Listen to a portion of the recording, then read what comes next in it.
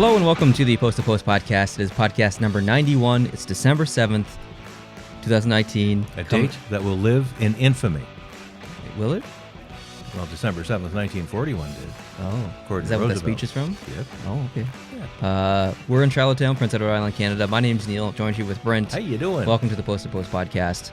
Today we're going to hit you with some more controversial coaching discussions and news that have released this week. This is week 4 of controversy in the NHL. And it won't be the last. I agree with that. I think the worst is over, but we're going to trickle some more here. There's going to be more stories that come out, and we could be looking at a monthly update, basically, for the next couple of years. Who knows? It's pretty crazy. Yeah. So we're actually filming this on a Saturday night. Most of the games have not started yet. It is 8:25 Atlantic time. PM. So. And we just have I have some of the games up here on the iPad, and I guess quite a few of them have started already. We've had puck drop, but everything that's being played right now is in the first period. Yeah, so usually in this podcast we kind of recap Saturday's games. Obviously, we can't do that in this specific one since these games are ongoing. And there's a couple of games that were played earlier today that are done. Correct. Yeah. Yeah, so I mean, we could go over those if you'd like. Buffalo played Vancouver, which actually just ended about 25-30 minutes ago. Yep. Vancouver won it in overtime. And on a penalty from Buffalo. Yeah. And Vancouver capitalized on the power play shortly after. Yeah. Seen the look on Eichel's face when he realized that the goal that he did score seconds after they blew the whistle did not count. You could have driven a truck through his gaping maw. You could have shoved a lot of hot dogs in there. Phil Kessel would have been jealous. So that was actually a pretty good game, very exciring game between the two. And then the other game was the Buffalo came back very late with the goalie pull to tie the game with a minute left, and because Vancouver was ahead 5-4, and Buffalo had an extended period of goalie pull. Yes, with nothing happening, and they were in the zone just pestering, and they finally got it. And then they got the mercy point because Vancouver came back. And they needed that point. Boom. The other game was the Philadelphia-Ottawa game, and Philadelphia won that one 4-3. Yep. I didn't even watch the highlights, so I don't even really know how that game progressed. All I know is that Ottawa had 30 shots and Philadelphia had 21. There you go. That's all the information I have right now. That's the main stat. Okay, so let's jump into this whole coaching thing. Sure. So we've already discussed Babcock. We've discussed Bill Peters. Now there's 2 other coaches on the hot seat. Correct. There's Marc Crawford and there's Peter Laviolette. Yeah.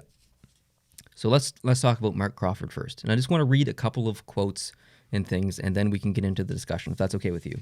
Totally. So, thing number 1, or quote number 1, this is from Sopel. He said, Crawford kicked me, he choked me, he grabbed the back of my jersey and just kept pulling it back. And he said that this happened during his time with the Vancouver Canucks. And then ex-NHL forward Sean Avery recently told the New York Post that Crawford kicked him for taking a too many men on the ice penalty during the game, or during his time with the Los Angeles Kings in 2006, 2007. Hard enough to leave a mark. And later said the coach provided an opportunity for him to become a better player and a teammate. I don't know what that means, but that was the quote. Now, former NHL player Patrick O'Sullivan also tweeted, ex-NHL forward... Ooh, sorry, 1 second. Darn. I did not have that quote posted in there correctly. I do apologize.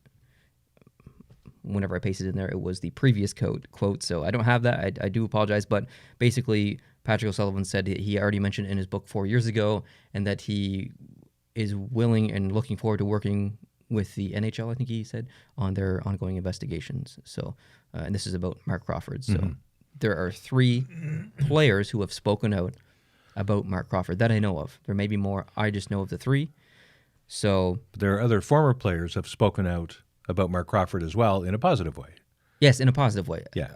Totally. Yeah. So obviously the NHL is probably looking into this. The Chicago Blackhawks are, because they've relieved Marc Crawford, or they've not relieved him, but they've made him absent until they figure out what's going on. Yeah, he's not gone, but he's in a bit of limbo. He's being suspended. Maybe is not the right word, but he's been parked. So,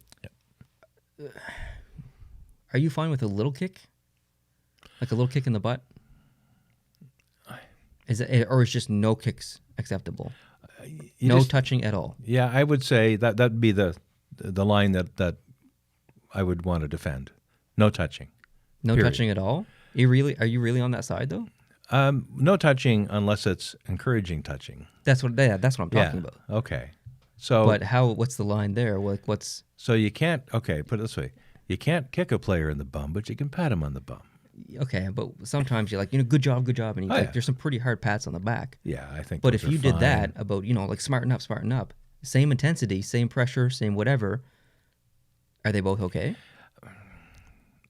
I'm going to have trouble with that. With trying to find this is the problem. What's on what side of the line. If you're hitting a player where he's got padding, yes, right, you're obviously not trying to hurt the player. You may be trying to get his attention. Mm-hmm. Like there was a case where Peter Laviolette, this is years ago now, this isn't recently, but years ago, he was behind the bench and Ville Leno was in front of him. Mm-hmm. And he said he was going, come on, guys, like that. And for the audio listeners, I just slammed my right fist into my left palm. And Leno was sitting right in front of him. And what it looked like from across where the camera was him taking a whack at the back of Leno's head. And he said he was trying to hit his fist.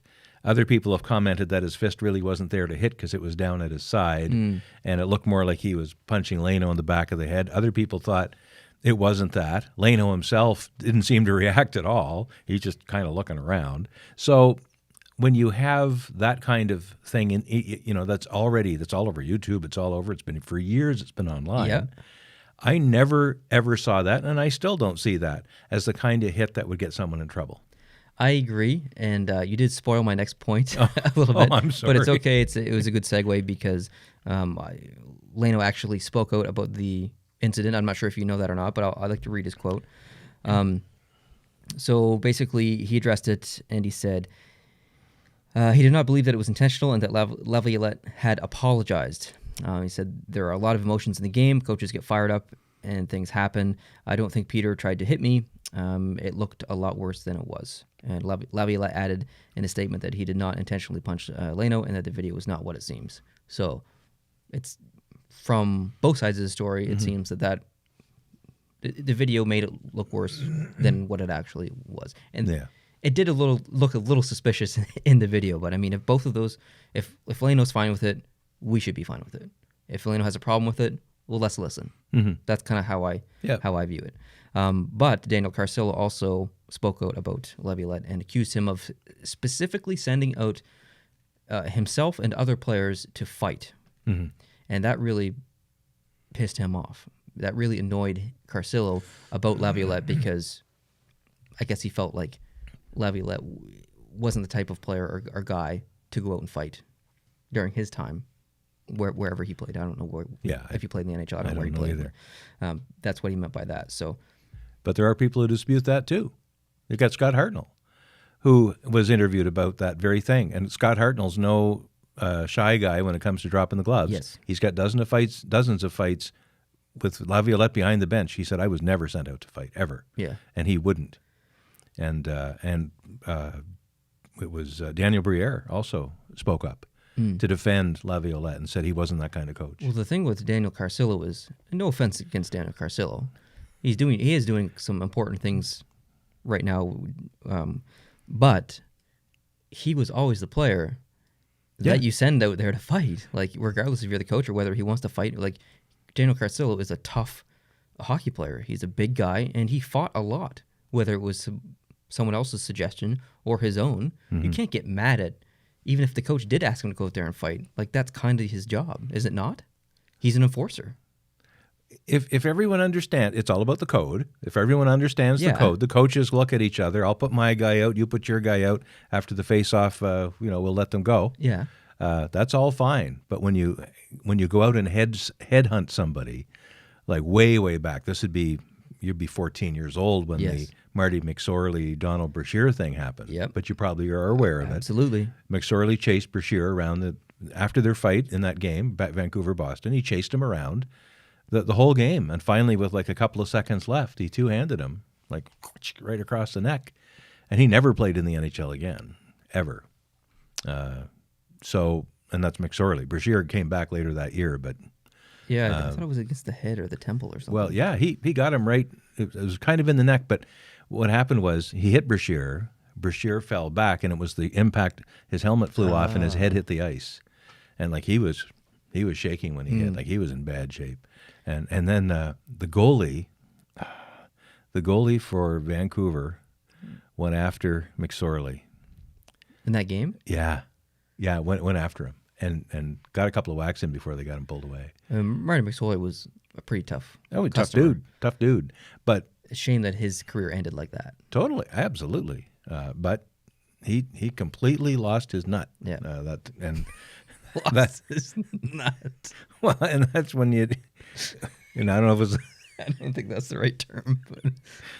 And I don't think it's like left or right here. I just think his head is what I'm talking about, right? Okay, yeah, that makes more sense. But I'm trying to remember it wasn't Garth Snow. It was someone like that anyway. I just went in and just started whacking away at McSorley.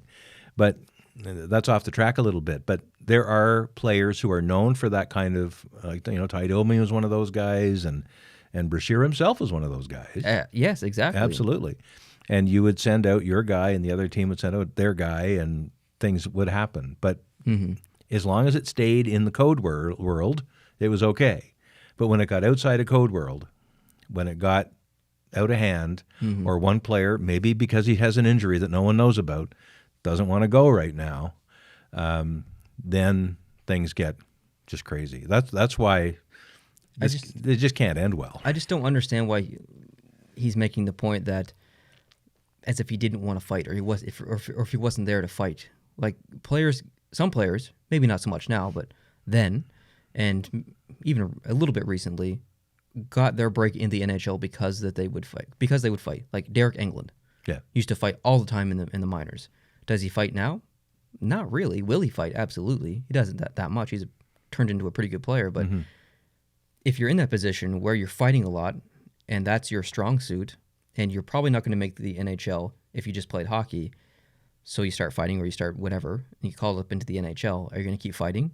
Like you are an enforcer. Like that's your skill, is it not? Like, well, I guess so. I don't know if Carcillo really that kind of guy though. A little bit. He was definitely a skilled player, but still he would fight and he would. But I did not like Carcillo. I never liked him, mainly because he was a rat. He was a dirty player. Yes, he was a Brad Marchand without the skill.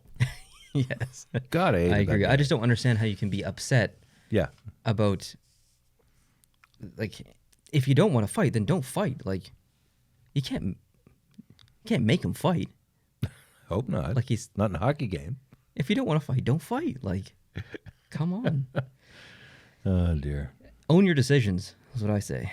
Okay, so Laviolette kind of came out in front of it a little bit and addressed the media and stuff. So good on him for doing that. Yeah. I don't know if it'll go any further than that. It'll probably just end where it has. For the most part, I feel like that. Marc Crawford, who knows? Who knows on Marc Crawford? Good for Laviolette for trying to get out in front of it. Yes. He knew there was video out there. It had been out there for a long time, and he knew that video would surface again in the context of all the things that are happening now. So he's gone and nipped it in the bud. It's always the better thing to do, as painful as that is at the beginning. It's always the no comment or the cover-up or the hoping it doesn't come out and then it does come out that kills you. Exactly. You can ask Bill Clinton. You can ask Richard Nixon. You can ask, what's his name? Trudeau? Yeah. Oh, really? Seriously. Perfect example of that. Yeah. And, Trump called him two-faced. Yes. Two colors. Really, you need to get out in front. You need to take ownership of the issue. You still may have some rocky ride down the road, but it's always the best medicine is to be honest, to be upfront, to get ahead of the issue, try to be the one who's commanding the narrative and not be always reacting to it. So we'll see. But there are others, and this is why I don't think this is over by any stretch. Maybe not. Maybe the worst ones are already out there.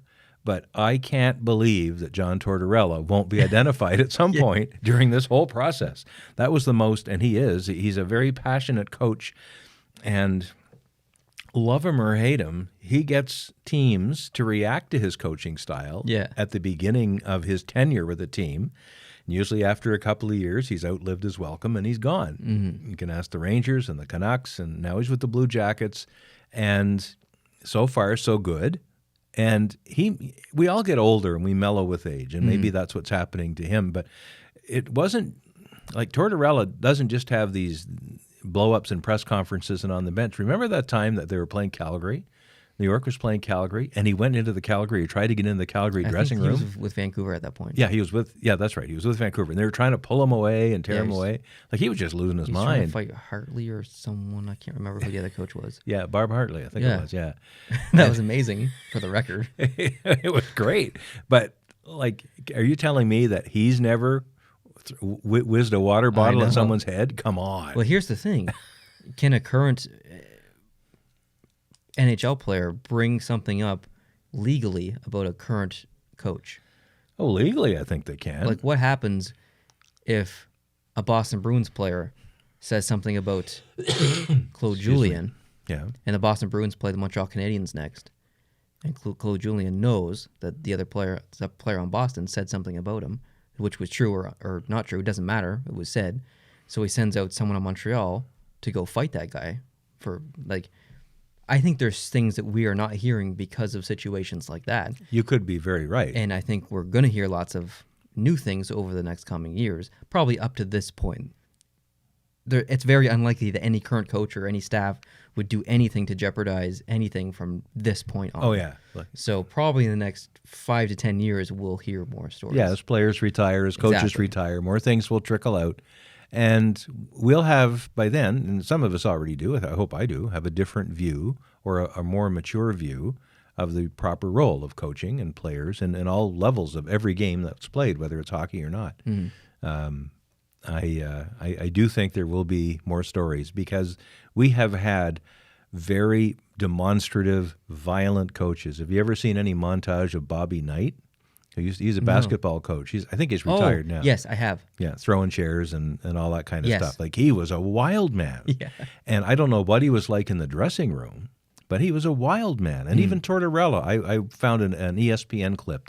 Remember they did those, Road to the Olympics, and they would follow a team, or Road to the Stanley Cup.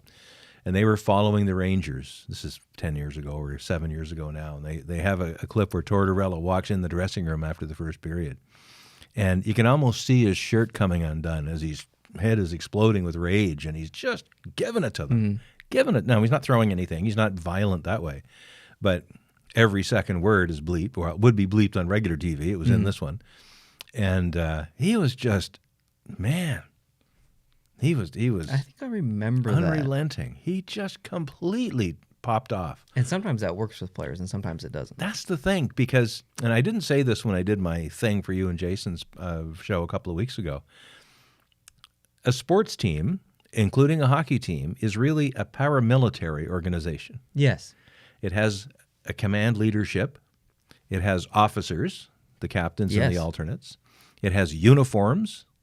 It has everyone who must do a specific job or this mission will not be accomplished. Everyone has a role, yeah. Everyone has a role. There's training. There's development. There's, in some degrees, weaponry, but there's lots of skill. Yeah. There's shooting. So in many ways, it is a paramilitary organization. Mm-hmm. And in that, it has the trappings of the various things you do to try to crank up the emotion in your troops, to try to get them to do things that they're just not feeling like doing today, right, and to get them motivated. And if you've ever watched Full Metal Jacket or any of these movies where the drill sergeant's going up and down and he's just giving it to these soldiers. And that happens today. It does happen today. And it's considered to be acceptable. It is, although at least in the Canadian military, it's changing quite a bit. Now, I've been told more than once now that new recruits at boot camp or training camp, they now have the ability to stop a situation where they're being yelled at what they think is too much. Oh, really? They have like a timeout card that they can hold up. Wow, that is not cool. It's not. I know, it has to be respected. And I have a very Neanderthal view of how this all works, but back in the 1920s, 30s, 40s, 50s, 60s, 70s, I was an air cadet, which is nowhere near being really in the military. But we had all the things that regular military has. We had training. We had drill. We did marching. We did, all the uniforms, the whole deal. And we got yelled at. We were kids. We were like 13-year-old kids. And they're not calling us bleepable words, but we're being called doorknobs and dummies and dunderheads and whatever because we're not marching the right way, we're turning the wrong way or doing something because we're new. And they're yelling at us incessantly. The people yelling at us are just 2 or 3 years older than we are. They're not men because they're also cadets, just of a higher rank. So I'm used to it. And in the military, up until maybe the late 90s, early 2000s, what that yelling used to do was identify those people who were maybe a little fragile. Absolutely. Yes. And the same in police training. Exactly. So it's intended to do a lot of things, to get you to do away with your old life and how you organize your life and become more of a robot that will do what you're told. Yes. It's also to try to identify those people that are maybe a little fragile for this kind of work and get them retired off early. See, go back to your studies or go back to the farm, whatever you're doing. And to make you a stronger person for when it's not someone yelling at you, it's someone shooting at you. Yep, totally. I'm just going to make a little point here. Yep. I completely agree with all of that. But I feel like someone would argue when you sign up for the military, you know what you're getting. If you sign up to be a police officer, you kind of know what the training is going to be like in that respect. If you sign up to play in the NHL, should that be accepted to be yelled at like that in the same manner? I would say no. So there's part of the problem. Well, I think so, because I think everybody signs up who signs a contract, professional, amateur, whatever. When they sign up, they know they're going to be coached. They know they're going to be bag skated from time to time because they had a bad game. They're going to be doing suicides up and down the ice. And they're going to walk away from the rink sometimes absolutely with nothing left, barely able to crawl to their car because they've just been worked over so hard. They signed up for all that. But they didn't sign up for abuse. I agree. So let me just throw a hypothetical scenario out for you. All right. Hypothetically, Bruce Cassidy punches Brad Marchand in the back of the head quite hard on the bench. If Brad Marchand turns around and tries to fight Bruce Cassidy and they get into a little tussle on the bench, what happens? I think they're both in trouble. Do you fire Bruce Cassidy? No, I sent him $20. As the Bruins organization, do you fire Bruce Cassidy? Probably not right away. Like, it would all depend. From a PR perspective, I think you probably have to. But you can't fire Brad Marchand. Do you trade him? I don't think you do. I don't think you do either. Teams have had players around their necks for years that they've been stuck with, long after they wanted them around. But, like, hypothetically, if a player did get hit and retaliated in the same manner, is it the player's fault? I don't think so. Well, I'd say go for it. If someone hit me in the back of the head, I don't care who you are. I don't care if you're the Pope. You hit me hard enough in the back of the head, you're getting poked back. He's going to get a Pope poke. Yeah, exactly. So by the sound of things in your world, the Pope is basically at the top of the food chain, is he? Probably in a lot of people's eyes. I don't know. I'm just trying to think of one of the most Because you're not a Roman Catholic, I don't think. But. I'm not anything. I'm just thinking, like, if you're going to punch someone in the back of the head, you can't sit there and expect not to get hit back. That's right. There is no, other than boxing, where punching is part of it. Yes. And maybe, MMA or whatever. Punching somebody is just not part of the deal. And I'm not saying that that's what should happen if a player gets hit in the back of the head or whatever. I'm just saying that, there has to be accountability on both sides and whatever. So. Yeah. But, and I don't know what it was like in the 1940s or 50s, but when you had Toe Blake and Claude Ruel and these, Dick Irvin, these older coaches back then, I don't know what they did or thought they had to do to motivate their players. I'm really not sure. we don't hear about those things. And Right? there's probably a lot of stories from way back in the day that we may never hear because some of those players are long gone, and Yep. the coaches as well. So, Yep. yeah, it's just fact of life. Yeah, but it's not only just the things you see. It's not just the hitting on the head and that kind of stuff. That's the stuff you see that's easy to identify and make a decision. Yeah, you got to go, or you got to have a timeout, or whatever Yes. it is. It's the other awful stuff that coaches do, and we're starting to see Babcock stories come out now. A lot of Babcock Oh stories, my actually. goodness! And like, I don't know that Babcock's got a reputation as being a violent guy. I haven't heard that. But what an ding dong! Yeah. What an awful person! Huge ding dong. Holy smokes! Like the whole sitting Spezza. Oh, that'll go down as one of the biggest dick moves in sports history. really. Unbelievable. Unbelievable. And after he had paid so much money to get all those friends and relatives Yeah. in the stands to see his debut Yeah. in that crazy. rink, and then he sits him. Did you hear that why Marner got abused so much is because he didn't want to draft him or whatever? I did. Like, that's And I guess what happened to Marner is probably part of their public record already for a Like- lot of people. psychologically, Oh. Babcock is not level. No. Now, he says he apologized after he did that, after he pulled that trick on him, where Babcock needs to go to a monk retreat somewhere for about 3 years, shave his head, wave around some trees or some leaves and stuff, and just kind of revitalize himself, I think. And I think he'll be okay. I had a chance to trip him, one time. Yeah, you saw him running. I saw him running in Vancouver. He ran right past me on the trail near the marina on a Saturday morning. I could have just given the elbow or stuck a foot out. That's when he was with Detroit, I believe. Yeah, Detroit was on the road playing in Vancouver that night, and I could have got him. Crazy. If I could go back to that day. Would you do it, though? No, of course not. I just want to interject here really quick, and this conversation expires immediately after we have it, but just looking at the scores here, the Toronto Maple Leafs are up 4-1 on St. Louis in the first period, and they only have 11 shots on net. Good God, who's So in goal? I assume whoever's in net was pulled already. I can't see that. I will find Boston out. and Colorado are tied at 1. Did you know that Boston has not lost in regulation at home this year? That's incredible. I hadn't heard that. Yeah, I knew. It is incredible, and they're playing. They're having a killer season. They're on pace for like 116 or 120 points or something. Crazy, Right? yeah. Pittsburgh is up 2-0 on Detroit. Correct. Tampa Bay's up 1-0 on San Jose. Florida's up 1-0 on Columbus. Carolina's up 2-1 on Minnesota. Minnesota's winning streak's on the in danger. That's actually why I'm wearing this Minnesota Oh yeah, we're Wild going jersey. with the streak. Yeah, there, man, they've been freaking pro, especially on the road. Good job, Minnesota. I ran a poll this week on Twitter. Did you see it? I think Unacceptable that your answer is not yes. Just kidding. The poll was, do the New Jersey Devils trade Taylor Hall in the next month? What's your answer? Well, hold on. I'll tell you what I put as the answers for people to vote for. Okay. Yes, obviously. No, obviously. And the third one, who cares? I'm hungry. What percentage of the votes do you think got yes?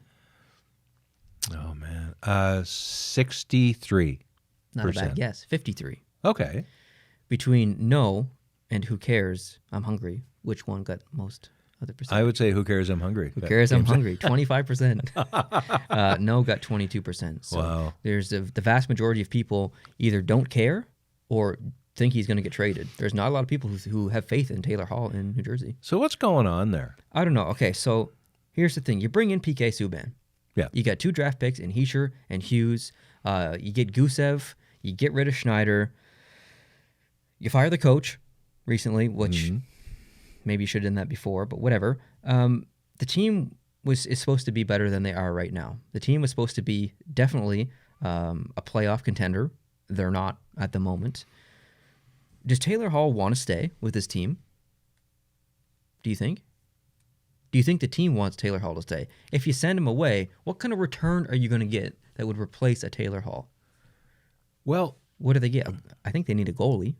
they're not going to get much for him because he went to Edmonton and he flamed out. New Jersey was his second chance, and look what we got. Like, is he another Matt Duchene? Or sorry, That's not a bad comparison, though. yeah, but no, there's a better one I was Kyle thinking Turris? of. No, even earlier than that. Jordan Eberle? Oh, stop. I'm trying to think. Alexander Daigle. Alexander Day. Yeah. I'm going way back. But he was a guy who was just a luminary, super duper high pick, all kinds of things, and then just Like a Kostitsyn. Where'd he go? Kostitsyn, there's another one, yeah. I- For the record, Bennington played 12 minutes and 57 seconds in the first period and let in 4 goals. It's now at the end of 1. So I imagine Jake went in and he shut the door since then. But yeah, not good for St. Louis right now. I was watching a Montreal Canadiens game recently, and the blade fell off of a goalie's skate. I think it was Indeed. Grice. And he had to leave, and Varlamov came in and played, I don't know, like a minute and 20 seconds or something like If that. that. Yeah, it wasn't very much. I was watching. And the then game. left the ice, and Grice came back on with his new blade. That's pretty awesome, actually. It is. It's cool to see that. Yeah. It at first we couldn't really tell. Me and the announcers, we were all talking about it, of course. And I was watching the game in French actually because I was in Ottawa and the English game was blacked out.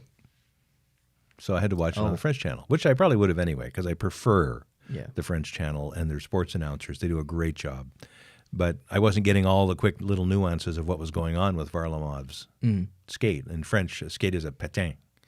And they were talking about his patin, but I couldn't really see that the blade was off. So I just figured there was something like a lace was broken or had to be retied. And then when he got over to the bench, you could see this, blade that they were trying to replace on the skate. But at some point, for a while, they just waited. And then finally the referees went, there's a rule. If you're out waited too long. Yeah, you waited too long, boom, you're done. We're done for now. You got to go. So back to goalies in New Jersey. Yeah. You've got a couple goalies who could be free agents this summer. I believe Braden Holtby is one of them. If you're in New Jersey, do you try and trade Taylor Hall for a goalie that can help you now, or do you trade for high draft picks and load up for this draft? Because apparently this draft is going to be very good.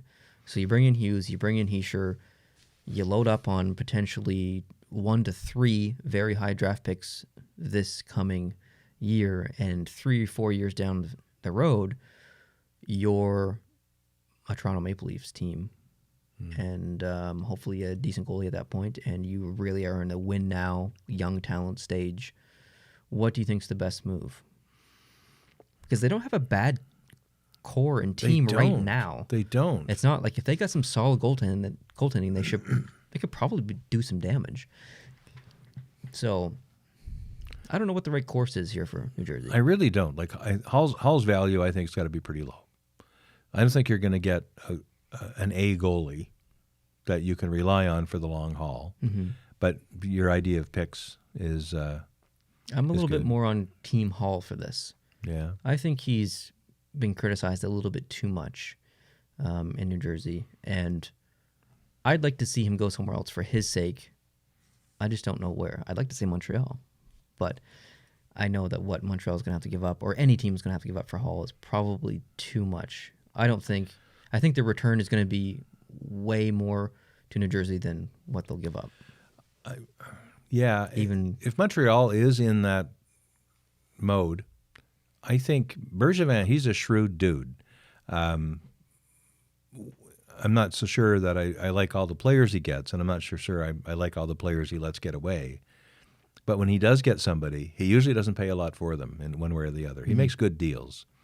If Montreal were to take Taylor Hall, I think it'd be folly because Montreal needs people on the blue line big time. Like, they've got a lot of offensive power. Like, they're usually swarming the other team's net. They outshoot a lot of the other teams they play terrible against. Defensively. They're just awful defensively. They're a lot like Toronto was a couple of years ago on the back end. And still are a little bit. And still are, for sure. But Montreal's really got some problems there. And I don't think it's something I don't think it's a fire alarm at this point the season. They may not make the playoffs, and I didn't really think they were going to anyway. But what I don't like about it is that they get good enough to get me interested again, and then they don't make the playoffs. But, exactly. But I think Montreal, what are they going to? I think I would rather them go after someone with offensive skill, because you can't really teach offensive skill. It's more natural than anything, but you can teach defensive skill. So I would prefer them to go after Taylor Hall or someone else and try and get Claude Julien to do his job and be a better defensive coach, which is amazing to say because he's considered one of the best defensive coaches in the league. But Yeah. There's for whatever reason, it's just not working in Montreal defensively. Yeah, and I don't know. I'm a very long forever. I was the Montreal Canadiens are 110 years old this week, and that has just gone by. And I've been around for more than half of them now. That's a little scary. But they need something. There's a missing ingredient there. Cole Caulfield. That'd be awesome. But I don't think Taylor Hall is what they need. So, I agree. Yeah. I agree. Wow. I have some news that I'd like to share. Yeah, Neil news. Breaking news. I will be in Boston Thursday, January 16th. Is there a game? There is a game. I'm there. I'm in Boston for work. I'm not there for fun, unfortunately. However, if I get time, I am going to try and go to the game that night. Who are they playing? The Pittsburgh Penguins. Oh, my God. I'd love to see Crosby play. Wouldn't that be something? To say that I've... Just to say you saw it. Yeah, say that I got to see him play. So I'm going to go... I'm going to see if I can try and go to this game. Now, here's the thing. I'd love to do a meetup or something like that down in Boston. I don't think that's going to be possible unless you're going to the game. If you see me at the game, and I don't even know if I'm going to get to go, and I'll let you know on Twitter or something like that if I am going that night. It might be a last-minute thing, but if you're at the game and you see me, definitely come say hi or whatever, but I won't be traveling by myself. I will be with my boss and other work people, so I can't go meet somewhere for supper or anything like that or whatever. But if you see me at the game, definitely come up, say hi, stuff like that. So you don't stay downtown when you travel to Boston, no, right? You stay out like in Foxborough or Bellingham. somewhere. Bellingham, okay. Yeah, so I think it's a 40-minute train ride from Bellingham into Boston or something like that. It'd be great if you could pull that off. I was in Ottawa this past week, but the Senators were on their Western road trip, so they weren't playing. So I didn't get to see it. I probably wouldn't have had time anyway for exactly the same reasons as you just mentioned. I was up there for work conferences. Exactly, yeah. And you talk a lot of shop at supper, you talk a lot of shop at night with a wobbly pop, and it's not easy to miss those things and still be in your game. So I agree. Yep. The day after that, I might be in Atlantic City, New Jersey for work. Has nothing to do with hockey. But the day after that, and Saturday, I'm probably going to be in Utica, New York. And the Comets. Yes, the Utica Comets are a farm team of the Vancouver Canucks. Correct. Well done.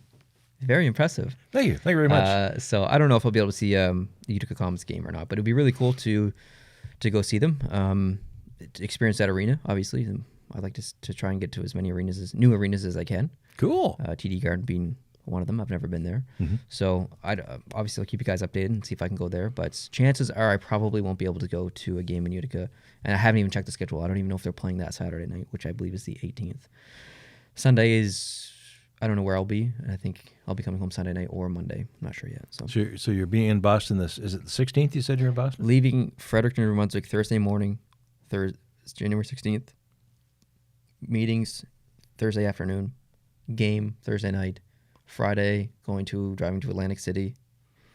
Going to a conference there or trade show, and then leaving there that night and driving a little bit towards Utica, I think, and then the next morning drive the rest of the way to Utica, trade show, stay in Utica that night, and then go somewhere else, basically home. A lot of driving. Jeez. Like a ridiculous amount of driving. Atlantic City to Utica, it's not, it's not Chicago to LA kind of distance, but it's still probably like, it's not a straight line. I don't know. I'm going to assume it's at least at 6 or 7 hours. Yeah, I'd say that time of year with God knows what can happen with weather. And I'm going to look it up right now. Yeah. It is 5.5 hours. Yeah. So, I mean, that's not too bad. Anyways, that's all of the Neil news I have as of right now. I want to touch on Radulov a little bit. Yeah. We discussed this just ever so briefly off the podcast earlier today. But if you guys don't know, Radulov was a healthy scratch earlier this week. He's since been put back into the lineup. But do you think it's fair to bench a star? Or are they just like any other player? I think it's fair. I don't think they're like any other player. It is if you're not allowed to hit them anymore, The thing that a player wants more than anything else, and a lot of players, and Radulov would be one of these players, I think, he wants to play more than he wants the money. Yes. He is all in. I agree. And preventing a player from playing is the worst. He'd rather that you hit him and give him a good sock in the jaw. I think so, too. Than to be benched. So clearly they need to send a message. Dallas needs to send a message to this man. So you think it's fair? Oh, I think it's totally fair. Dallas is paying him whatever, it's $5-6 million bucks, and if they can make him sweep the arena floor for all I care. Like, he's getting his money. So do you think it's fair to the rest of the team that you would bench a superstar, or, well, I wouldn't say superstar, well, a star like Radulov? Well, if he's not producing, I think it is fair to the team. Maybe not for that particular game that he's benched for, but when you bench a player, you're making an investment in the games that follow. Yes. And I think the whole team would be on board if it had its desired effect. Yes. So, okay, we're going to miss Radulov. It's like when you have these back-to-back games and you don't play your best goalie. You always play the one guy the first night and the other guy the second night. The players wouldn't like that either. So, but sometimes you have no choice. You have to make that decision. So, the players may or may not like it, but they probably understand the why. They know he's in a funk, or he needs to see the game from up a little higher for maybe 1 or 2 nights. So I don't think it's a problem, frankly. Do you think that would cause resentment, though? Like, if you're a star player, you would likely never expect to be scratched. If you're missing a game, it's because you're injured. And then you get scratched, that is an extremely embarrassing thing to have happen. It is. Because you're a star. Yep. Do you think that would cause resentment? Do you think that would have, like, if you're just a regular player and you get scratched, I mean, you're probably expecting it at some point if you're just a regular average player. But if you're a star, you're never expecting to get scratched. So I think that would cause some resentment. I guess it partly depends how it was done. True. If it's a Babcock type of scratch, where you just walk in the dressing room and someone else's name is in your cubicle. Yeah. Ooh. Something like that. That would be a slap in the face. That would be a slap in the face. But if you did it the Alex Ferguson way, like in soccer, you have 11 guys out there. Girls, if it's women's soccer, you have 11 players. But you have usually about 18 that you bring with you. You're allowed 3 substitutions before the end of the game. So if you bring 18 and you got 11 out there, that gives you another 7, 4 of whom, no matter what happens, are not going to play. Yes. Sir Alex would go to their dressing rooms or go to their individual rooms or offices or their hotel or whatever and sit down and have a conversation with them well ahead of time that they weren't going to be starting, that there might be a chance to get them in the game later. And that's the thing with hope, right? And the NHL doesn't do it this way, obviously. You show up with your 21 guys or whatever it is, and you're stuck with it. Yeah. But Sir Alex would say, I don't think it's a good night tonight for you. We're going to have you stay just behind, and don't worry. And he actually did that the year they won the treble, which is the 3 big trophies. There was this guy, I'm trying to remember his name, but he was like lights out, but he was getting a little old. And Sir Alex benched him or didn't start him, and he was devastated. But another guy got hurt with like 8 minutes left in the game. The guy went in, scored the winning goal. No way. And he was the hero. That's awesome. And it wouldn't have been that good if he hadn't been. True. That's a good point. And you see that in basketball a little bit too. Oh yeah. Like, someone gets into foul trouble, you got to sit him for a few minutes just to make sure you don't lose the chance to play him. So I know these players have egos. They have big bank accounts, and they have a lot of pride in their work. And it is work. So it's a bad thing. It's never a great thing when someone gets benched. But it's only done if there's great results to follow. Correct. So I'm okay with it. Yeah, okay. All right. We'll leave it at that. All right. I'm okay with it also, for the record. Some jersey news, and I was telling you this earlier, but Adidas has unofficially or quietly officially ceased production of white Adidas jerseys. Long term. Not this year, not just for the next 12 months. Long term. This isn't officially released yet, but from some of the manufacturers or from some of the buyers who have stores who sell Adidas jerseys, that's what they're saying that Adidas told them. So any white jerseys that are out there, that's all there is. as a jersey collector, and as many who are listening who are jersey collectors, that is very bad news for us. And quite frankly, a very big missed financial opportunity, I think, for the Adidas. Why wouldn't you, like, jersey sales must be just crazy now. Like, there's so many people buying jerseys. It's really taken off. But they're buying jerseys to go to the home game. They want to be dressed like the home team. Well, home team, I guess, but...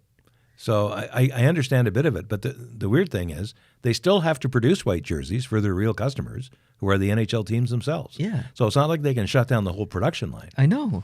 So why not just make some and keep it going? Maybe just make less. I'm not a big fan of white jerseys. That doesn't mean I don't want to collect some. I'm extremely disappointed. I really wanted a St. Louis Blues white Ryan O'Reilly jersey. I really wanted a San Jose Sharks Timo Meier white jersey. A New Jersey Devils Pavel Zacha white jersey. Now I can't get them. They're gone. Dang. They don't even have my size. Like, and the ones that are left, they don't even have my size that I can find online anywhere. So I'm SOL when it comes to white jerseys, unfortunately. It's probably going to be a pretty good money-making opportunity for anyone who does have white Adidas jerseys, because in 2 to 5 years, there won't be any. So if you try and sell one on eBay, you could probably make some coin on that. So if they're really going to be rare, if Adidas doesn't change their mind and sticks to it, these things will have to increase in value. Heck yeah, they will. And you can be sure there's a warehouse that already made one somewhere. Yeah. You got to be sure. Oh, for sure. They'll trickle out. And I guess to be more specific, they're not halting all teams' jerseys, only the less popular teams. So teams like Pittsburgh, Chicago, Montreal, Toronto, Edmonton, Vegas, Calgary, Vancouver, big market teams. They're still going to make white? They're still going to make white jerseys for some of the teams in the NHL. Okay. But teams like San Jose, Arizona, New Jersey, Florida, like, you're not going to be able to get white jerseys for some of these teams, which is extremely unfortunate. In fact, I've never, ever, since Adidas jerseys came out, have seen a white Florida Panthers Adidas jersey on sale anywhere online, ever, on any site. It's like they never made them from the beginning. Maybe not. And it pisses me off because it's my favorite white jersey. Anyway, so. All right. Just a couple notes here as well, moving on, about standings. And this is as we are filming this. Philadelphia is third in the Metro. Very quietly third in the Metro, which is interesting. This morning, Montreal was second in the Atlantic, which is ridiculous. It's so stupid. But as we're filming this, Buffalo has moved into second, Montreal has moved to third, and Toronto is still up 4-1 in this game as I'm speaking, which likely means they're going to win this game. Hopefully not, but probably, which means Montreal will move out of a playoff spot completely, and Toronto will move into... That's the danger in the Atlantic, because second and third might remain up for grabs. Boston's going to run away with first. Yeah. We thought that was going to be Tampa Bay, but it's Boston. They're running away with first. Tampa's starting to get in the game a little bit. Yeah. But second and third will be up for grabs, because fourth in the Atlantic, you're done. You're done. Yeah, you are because done. the 2 wild cards are going to be in the Metro. Almost certainly. Guaranteed. And Tampa Bay is going to turn it on here in a little bit. They've got games in hand. So realistically, they're going to move to second. Yeah. So really the only spot that's available is third place. That's right. So you've got Buffalo's nowhere near where they need to be, but you got Montreal, you got Toronto fighting over that. Yeah. And although I will say that Buffalo has played pretty decently in the past week and a half. They have. So you never know. Yeah. And Florida, too, they might turn it around.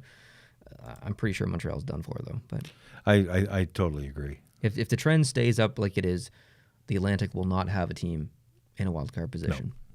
No, I completely agree. Just a fun, silly note here. I want to read a headline to you from a very reputable news source within NHL news.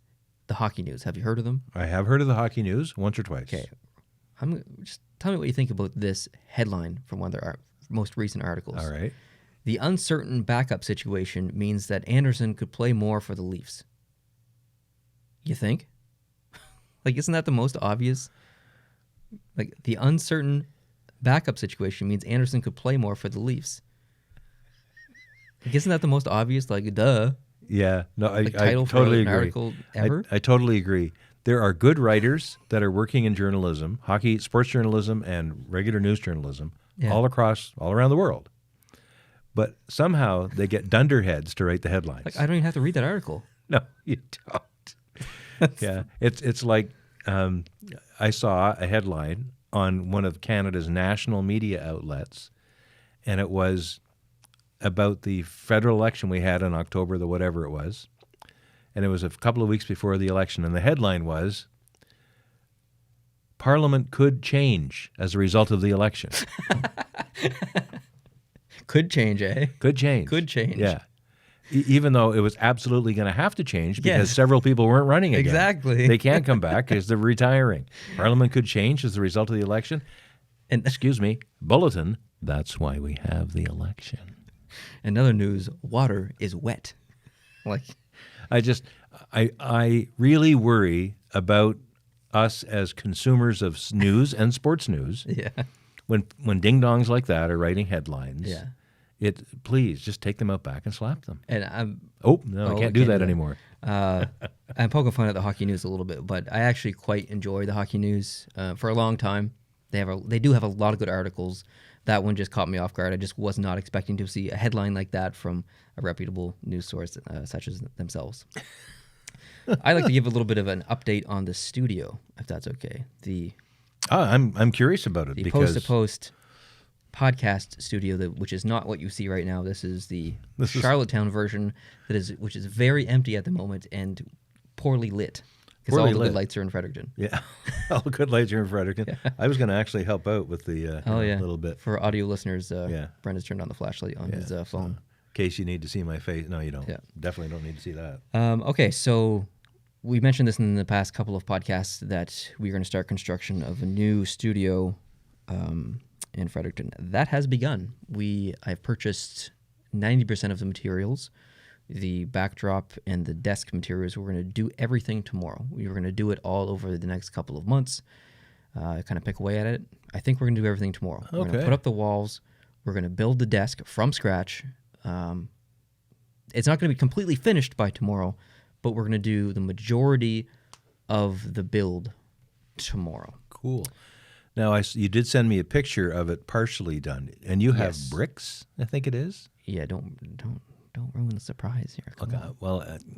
You're going to see it eventually, folks. But if the rest of it looks anything like what's there, I think it's going to look pretty good. It's going to look really good. It should look hopefully quite professional, which I have fingers crossed, but I don't know for sure. But you'll have Tim and Sid beat. Oh, I don't know. No, did you see their background? Holy crap! So the next podcast will look significantly different than definitely this podcast and definitely the podcast last week. It looked different for a couple of reasons. Yeah. The background and the missing old fart. Yeah. This next note, I don't do anything like this often, but I want to do it for this specific situation and situation. And I'm just going to read this because I typed out a paragraph and I want to read it versus me just kind of say it, because I don't want to miss anything. So here's what I wrote. Upgrades are expensive, and this is a costly process. It definitely was, unfortunately. We're going to open up donations for the month of December, and anyone who wants to donate during this month, we're going to carve your name in the desks that we're making. So okay.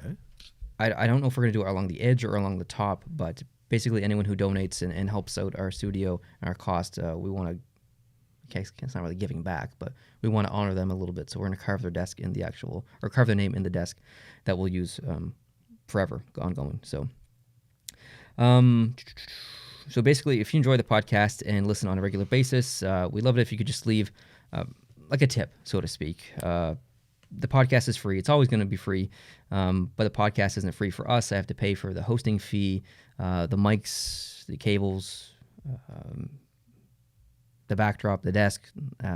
So as time moves on, I'm going to try and improve, make things more professional, or as professional as we're capable of. More professional. So if you want to donate just a couple of bucks, that would be awesome. Kind of like, if you go out to eat, if you like the service, just leave a tip, basically. That's really all we're asking, just a little tip. There is a direct link in the description on YouTube to donate via PayPal. I'm not asking for $200 or anything like that. Like, I don't know, $1, $2, $5. Like, that's it. I just figured if everyone kind of left a little tiny tip, it would help out a little bit. That's cool. So once January's here, we'll carve all the names in the desk. I'll take a picture and post it on social media and stuff so everyone can see. The reason that I'm asking this is because we can't monetize on YouTube. And I've said this lots. I don't know why. So I wish I had a reason to tell you, but we've never been able to monetize on this channel. And YouTube won't tell you. YouTube won't tell me. I've appealed 12 times. I have no way of making any other income other than Patreon, and Patreon has decreased versus increased. So I don't have the income to pay for the backdrop or any new mics. Like if I want to have a third person on the podcast now, I have to use one of the old mics, and it's absolute garbage. So we can't even have a third person on the podcast right now until we get enough money to get another one of these mics. So I have no way of bringing in new income. So I just felt like if we just had like an extra, I don't know, $100 or something like that, that's half of this mic. So we'd be just a little bit closer there to get a third mic. And just to pay for everything. Like I said, not asking for a lot of money, just asking for a little tip if you like what we do and stuff. And I don't like asking for any money. I just thought, yeah. So let's say someone's an audio listener, because we do have those audio only listeners. Yeah. They can't look at the link down below. So That's true. What would you suggest for them to do? If you just go to YouTube and go to youtube.com/post and click on this podcast video, podcast number 91, go into the description. There's a link down there. Okay. And if you don't want to tip, that's totally fine. If you like, I'm not asking if you're listening, you have to tip. You don't have to tip. No. You never have to tip. You never have to contribute on Patreon. I'm just asking, like, if you are a regular listener and you appreciate it, just consider tipping if you like what we do. That's all. That's it. And there's people out there who just can't afford it right now. Totally. Understood. Absolutely. You'll get all the same content that you've been getting. And yet you'll always get it for free. Yeah. So I thought we'd talk a little bit just to finish this up, if that's okay. Well, and if you have other stuff, we can touch on that too. Yeah, I have really one more topic. I just want to give some predictions for tomorrow's games, which is when all of these is when everyone who's listening to this podcast, it's today for them, but for us, it's tomorrow. Right. Anaheim versus Winnipeg. Who are you picking? Let me just bring up the schedule. Oh, you're doing research, are you? You're not going to go with gut? I'm going to go with gut. No, you're not. Winnipeg. They're at home. Okay. And they're a better team right now. Ooh. Okay. Yeah. I'm also picking Winnipeg. Controversial. San Jose versus Florida. Oh. Battle of the Beaches. Florida's at home. They're actually playing pretty good, and they're a really good team. So I'm going to say Florida. I'm going to say San Jose. I figured you would. Rangers versus Vegas. And they're in Vegas. Rangers struggling a bit. Vegas, they got almost as identical records so far in the year. But road trips, they're hard on you. It's Vegas. A lot of distractions. Oh. A lot of distractions. That's Vegas' secret weapon. Okay. All the players come in, and they got these skimpy gals. See some boobies? Handing out these cards to them, and then look at the picture of the card, phone this number. You think they're trading them around in the dressing room like Pokemon cards? Need it, got it. So I'll say Vegas wins, maybe in a overtime thing. All right, sounds good. I'm going to pick Vegas as well. Okay. Arizona versus Chicago. I like Arizona on this game. Chicago's been playing pretty decent hockey recently, but I'm also going to pick Arizona. All right. Buffalo versus Edmonton. I'm so impressed with Edmonton overall this year. They've had their moments, but they've been playing much better, and they're 18-10-3 now. Mm-hmm. That's darn good. Better than my team is. And Buffalo, they're not playing to the potential that they should be with all the talent on paper that they have in their bench. So I think Edmonton wins that game. I think Buffalo wins that game. Do you really? Personal guarantee. Personal guarantee? Yeah. Okay. What's on the line here? Nothing. No, of course. Okay, that's all I have for this podcast. Cool. What do you got? I think I've listened to every word of the podcast that you've done that I've not been in the last few weeks. And the Babcock thing has happened since then. But have you done any analysis or discussion or recap of who his replacement is? No, Sheldon Keefe. Sheldon Keefe. Yeah. But do you know anything about him? Just said he's had success in the minors and stuff. Yeah. He was the Rookie of the Year in the OHL in 1999. Oh, really? Yeah, so he's That's been cool. a darn good player. He played for Tampa Bay for 125 games over the course of 3 years. So he wasn't a super-duper regular, but he was up there a lot. Very skilled player. And he's had some extremely favorable things said about him by his former teammates, including Brad Richards and others. But like he has something in common with Brad Richards. He's from PEI. Well, no, almost. Both of his parents are. Ah. His parents are both from Tignish, Brian Keefe and Bertie Arsenault. Wow. And when they got married, just after high school, by the article I read, they moved up to Ontario in Brampton, and that's where Sheldon was born and raised. So he was born and raised in Ontario, but he is 100% PEI stock. Interesting. And both of his grandmothers are still around. His grandmother, Hilda Keefe, and his other grandmother, Teresa Arsenault, both live in the Tignish Senior Citizens Home. Really? Wow. So there's still a very strong connection with PEI, and there's a lot of visiting back and forth and all that. That's cool. So Sheldon Keefe, along with Gerard Gallant, along with, the list goes on. Adam McQuaid. There's a lot of famous players from. Totally. Rick Vive, who is old, predates you, and he got Forbes Kennedy, of course, who you were at that event. Yeah, Forbes Kennedy. PEI, for a very small province in a very small place, has created or generated one heckload of talent, and it continues. And I'm not a Toronto fan, but the fact that he's coaching in Toronto now just makes me more interested in their success. Well, it's the same thing with the Islanders. They got Noah Dobson, who's from Summerside. Yep. Hey, I'm more interested in the Islanders now. They've got a local boy. Yeah, that's right. So good for him, and good for Tignish. Get them on the map. And as you know, I think it was O'Leary that won Hockeyville. It did, yes. And O'Leary and Tignish are not that far apart. Yeah. It's all the same part of PEI. So as far as hockey goes in this province, they're getting it done up west. They certainly are. They're getting it done. Good for them. Heck yeah.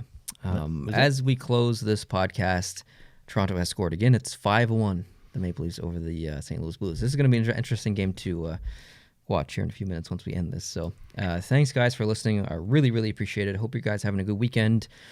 Hope you're up to some good old hockey watching nonsense today and tomorrow, or as you're listening this, it's going to be today for you. Yeah, looking at me like you have something else to say. Next weekend, Army-Navy game. Oh. Miss it not. Nice. Saturday. Who are you predicting? Navy. Because you like them. I love Navy. And they're going to do some throwback uniforms, too. Ooh, nice. And they look nice. Good stuff. Really nice. Don't miss it. All right. Thanks for watching, guys. There's going to be more videos coming out in the... Okay, you got something else? Manchester Derby. Manchester United beat Man City 2-1 today. Unbelievable. What percentage of people listening to this podcast do you think care about Less than football? one. Less than one. Yeah. But I just had to say it. Like, there's not a lot I can cheer about. My Washington Nationals won the World Series. How can you say there's not a lot for you to cheer about and then say that your team just won the World Series? I'm not done my sentence yet. Man U won the Derby. They're not having a great year this year, but they won the Derby today. I don't even know what that means. Well, it's when the two teams in the same city play each other. It's a very deep, deep rivalry. Okay. It's like when Celtic plays the Rangers in Glasgow. It's when the Rangers and the Islanders play. It's more of a rivalry than usual. Okay. All right. So it's a big deal. Is it like a derby but just with an accent? Yeah, it's spelled Derby with an E, but it's a derby. But it says... Okay. Destruction That's derby? not funny. That's not funny. It's just the way it is. Okay. They invented the language. Let them do what they want with it. Yeah, okay, I guess. Anyway, it's a good time. Lewis Hamilton won the Formula One. So I do have a few little things to cheer about. Yeah. I would give all that up to have a really good contending team in the NHL this year, but I don't. All right. Well, fingers crossed. Oh, Colorado was up 3-1 in Boston. Oh, yes, they did. They were up 2-1 there a second ago. All right. Thanks for listening, watching, guys. Really appreciate it. We'll catch you next week, Jason and I, in the upgraded and updated Post to Post podcast studio. So we will see you then. Thanks for listening. Once again, adios.